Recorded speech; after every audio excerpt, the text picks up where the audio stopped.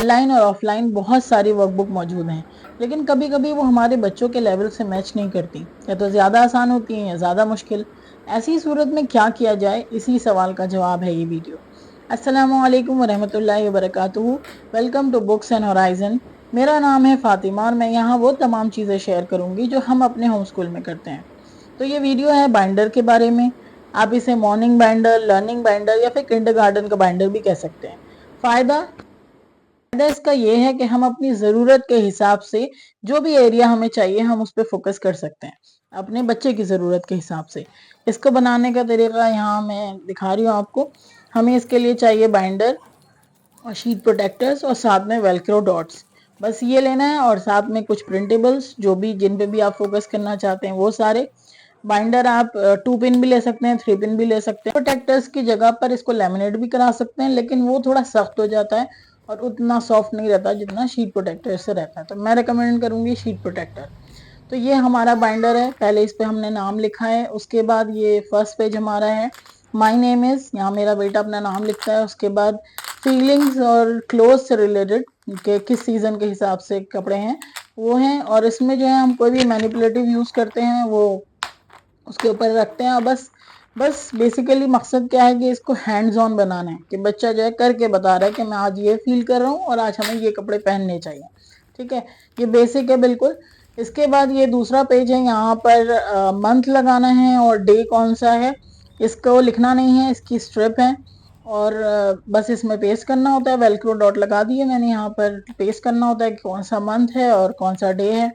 इसके बाद next page है, यहाँ मंथ लिखना है, डे लिखना है, डेट लिखनी है और टाइम भी लिखना है। बट ये अभी हम नहीं करते क्योंकि थोड़ा ये नेक्स्ट लेवल है, क्योंकि मैं राइटिंग पे भी उतना फोकस नहीं करती। इसके बाद नेक्स्ट जो हमारे पेजेस हैं वो हैं कैलेंडर के पेजेस।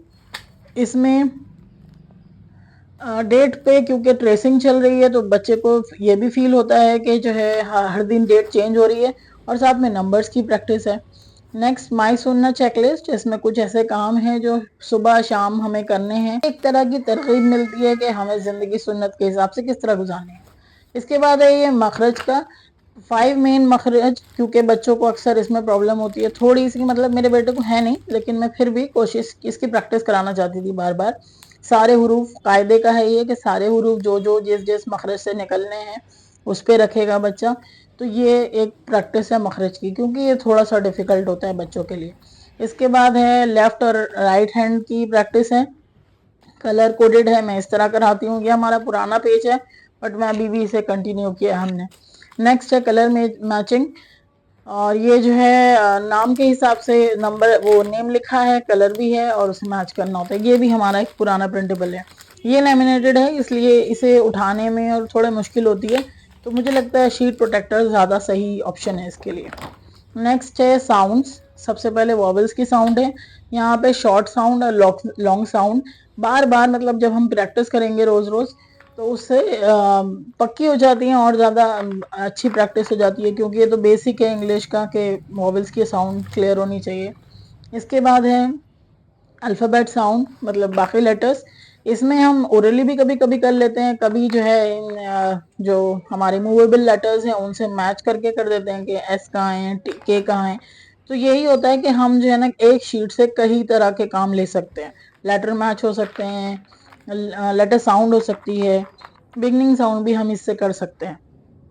ठीक है, इसके बाद है नेक्स्ट, इसके बाद वो वाले लेटर्स आते हैं जो डायग्राफ या ऐसी साउंड्स हैं, इंग्लिश में कुछ ऐसी साउंड्स हैं जो कि 2 लेटर या 3 लेटर को मिलके बनती हैं, तो वो अलग हैं इनसे, तो उसकी प्रैक्टिस है। उसके बाद यहाँ पर जो है इसके लिए मेरे पास एक गेम है जिसकी कुछ टाइल्स थी, मैग्नेटिक टाइल्स हैं ये, लेकिन हम इसके साथ यूज कर लेते हैं बस थोड़ा सा वो दिखाने के लिए, क्योंकि ना एक तो लर्निंग को हैंड्स ऑन बनाना है और दूसरा बार बार नजर से गुजरे, बार बार गुजरे कि हाँ एस एच साथ में लिखा हुआ है उसकी क्या साउंड होगी, टी एच साउंड साथ लिखा है क्या साउंड होगी, 2 लेटर की मिलके एक साउंड निकल रही है, तो उसी की बस ये प्रैक्टिस है थोड़ी सी। इसके बाद है ये कर्सिव अल्फाबेट का मैट है। कर्सिव अभी तो मैं लिखवाती ही नहीं हूँ, लेकिन ये है कि अल्टीमेटली हमें कर्सिव पे ही जाना है, इसलिए मैच करवाते हैं कि नजर से गुजरता रहे कि कौन सा लेटर किस तरीके से लिखा जाता है। तो आगे जब लिखना शुरू होंगे ना तो थोड़ा सा उसमें क्लियर रहेगी चीज़। इसके बाद है ये फ़ोन नंबर, ऐसे ही एक फ़न पेज है। तो यहाँ पे मैं अपना फ़ोन नंबर की स्ट्रिप पेस्ट कर देती हूँ, मेरे और मेरे हस्बैंड की। उसके बाद जो है मेरा बेटा यहाँ पर नंबर्स डिजिट मैच करता है। यहाँ पे एक मोबाइल भी बना हुआ है तो उस पे भी मतलब थोड़ा सा प्रिटेंड करते हैं कि फ़ोन मिला रहे हैं। लिखने का भी है, बाद में लिखेंगे, अभी हम लिखने पे फोकस नहीं करते। इसके बाद नेक्स्ट पेज आता है, ये मेमोराइजेशन का, दुआएं हैं इसमें। जो जो दुआएं भी हम याद करते जाते हैं तो वो हम इसमें से शीट निकालते हैं और टिक लगा देते हैं। ये भी एक तरह का विजुअल है कि हमें कितनी याद करनी है और कितनी याद हो गई, एक सेंस ऑफ अचीवमेंट है। नेक्स्ट है ये अम्मा पारे का भी, इसको भी हम जो जो सूरत याद करते जाते हैं कलर करते जाते हैं।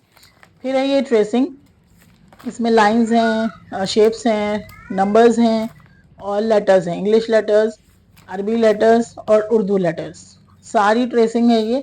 लेकिन ये हम रोज़ नहीं करते, तो कभी किसी दिन एक आसान ले ली, लाइन ले ली और उसके साथ कोई लेटर ले लिया, किसी दिन दूसरी नंबर ले लिए और किसी दिन शेप्स ले ली, इस तरह दो दो ले लेते हैं अक्सर।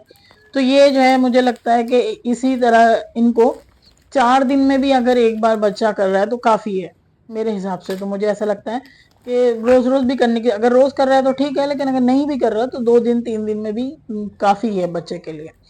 नेक्स्ट है ऑर्डिनल नंबर्स की प्रैक्टिस, ये मैंने शीट खुद ही डिज़ाइन की थी। इसमें बस ये मैच करना है कि किस तरह लिखा जाता है, फर्स्ट सेकंड पोजीशन के हिसाब से इसको मैच करना है। इसके बाद आते हैं प्रीपोजिशंस, यहाँ भी ये भी शीट मैंने ही डिज़ाइन की थी। इसमें एक बॉल है और एक गिफ्ट पैक है, इनका पोजीशन के हिसाब से स्ट्रिप्स हैं इसमें। तो मैं अपने बेटे को देती हूँ और फिर वो जो है इसे मैच करता है कि ये कहाँ पर है, मतलब बिहाइंड द बॉक्स से मैच करेगा इस तरह। तो पहले जब वो नहीं पढ़ना जानता था तो मैं उसको रीड करके बताती थी, अभी वो खुद थोड़ा बहुत रीड करने लगा है, तो ये भी एक अच्छी प्रैक्टिस है प्रीपोजिशंस के लिए। इसके बाद आता है नेक्स्ट ज्योग्राफी। तो सबसे पहले तो ये है कि ओशन, कॉन्टिनेंट और पूरा अर्थ का ये डिफ्रेंशिएट करना है। उसके बाद है ये कॉन्टिनेंट्स का, यहाँ पर कॉन्टिनेंट्स अलग दिए हुए हैं, सारे पेस्ट करने हैं, कौन सा अमेरिका है, कौन सा एशिया है, कौन सा ऑस्ट्रेलिया है। तो ये भी हमारा प्री स्कूल में मैंने बाइंडर में रखा था इसको, लेकिन अभी इसको आगे हमने मूव की फॉरवर्ड किया है क्योंकि कि इसमें किंडरगार्टन में हमने ज्योग्राफी के और भी लेसन्स लिए हैं, इसलिए ये प्रैक्टिस में रहे तो अच्छा रहेगा। फिर इसके बाद नेक्स्ट पेज है नंबर ऑफ द डे। यहाँ पर मैं कोई भी ऊपर बॉक्स में कोई भी डिजिट लिखती हूँ, कोई भी नंबर लिखती हूँ। उसके बाद जो है मेरे बेटे को यहाँ पर प्रैक्टिस करनी होती है कि इसी नंबर को प्रैक्टिस करनी है, बार बार लिखना है। उसके बाद ड्रॉ करना है, ड्रॉ में वो पिक्चर ड्रॉ कर सकता है उतने ही, या फिर टैली मार्क्स भी ड्रॉ कर सकता है। 2 ऑप्शन है उसके पास, कभी मैं बोलती हूँ पिक्चर ड्रॉ करें, कभी टैली मार्क्स।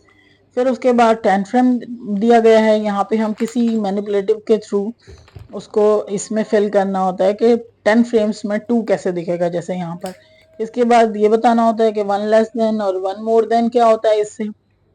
तो ये रोज का एक डिजिट अगर ले लिया जाए तो उसमें बार बार प्रैक्टिस होती रहती है। तो ये सारे नंबर के कॉन्सेप्ट्स हैं जो कि रेगुलरली प्रैक्टिस में रहते हैं।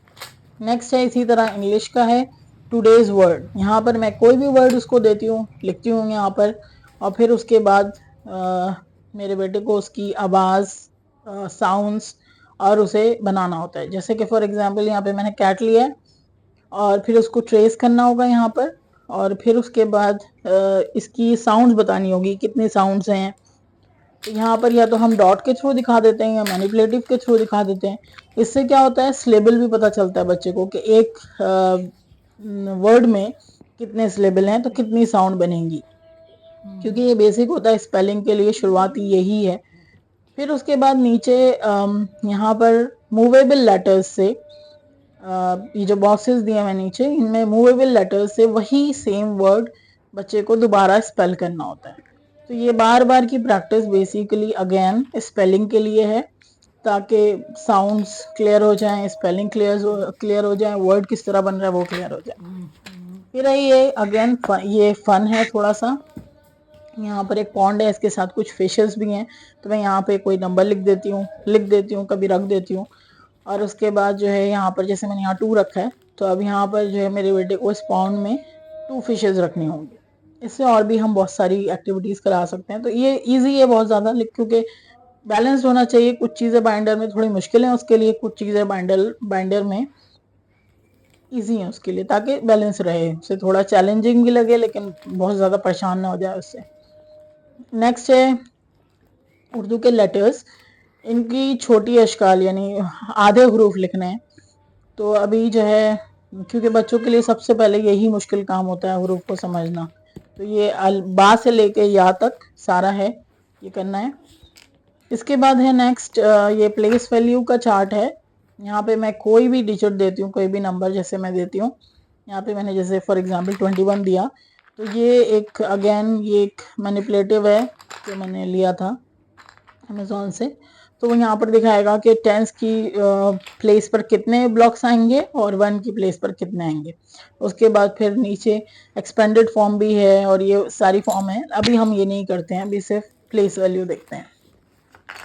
इसके बाद नेक्स्ट है, ये उर्दू की शीट है। यहाँ पे एक पिक्चर दी है मैंने और फिर उसके बाद एक हर्फ लिखा है, दूसरी आवाज जैसे वर्ड देखेगा वो पिक्चर खत है, तो उसमें पहला हर्फ जो है वो खा है तो दूसरा तो होना चाहिए, इस तरह। फिर उसके आगे एक ब्लैंक भी है। अगर वो ये सारी छोटी इश्काल जो है छोटी जब प्रैक्टिस हो जाएगी तो फिर वो मिलाना भी सीखेगा कि ये दोनों को मिलाया कैसे जाता है। तो ये 2 पेजेस ऐसे मैंने ही डिज़ाइन किए थे इसको, और जो है इंस्पिरेशन मैंने एक वर्कबुक से लिया था, तो ये मैंने रखा है। नेक्स्ट है ये अरबी का कायदे कुरान का। बेसिकली अगेन देखिए, मेरे बेटे को थोड़ी सी प्रॉब्लम थी तशदीद में, उसको समझ नहीं आता था तशदीद में, वो थोड़ी गड़बड़ करता था। तो ये उसके लिए विजुअल है कि तशदीद जो होती है वो किस तरह होती है, कि पहले उससे इसमें जज्म होता है, उसके बाद हरकत होती है। तो ये प्रैक्टिस कराने के लिए जिस चीज़ में परेशानी है। नेक्स्ट है नंबर बॉन्ड्स। ये बेसिक एडिशन है जो कि रेगुलर होती रहे तो ये मेंटल मैथ में आगे काम आएगा, कि प्रैक्टिस होती रहेगी, बेसिक एडिशन वो आराम से कर लेगा। नेक्स्ट है ये हुरूफ तोड़े। यहाँ पे कुछ लफ्ज दिए हुए हैं, उनको उसको बताना है कि ये जो है किस किस हुरूफ से बनाए। तो ये जो है ये हमारा बाइंडर था और ये मेरे बेटे की ज़रूरत के हिसाब से है। इसमें बहुत सारे प्रिंटेबल्स ऐसे हैं जो मैंने कहीं से डाउनलोड किए हैं। अगर आपको चाहिए होंगे तो मुझे बताइएगा, तो मैं मेंशन कर दूंगी नीचे। इस तरह के वीडियोस अगर आपको पसंद है तो do follow us. Allah Hafiz, fee Aman Allah.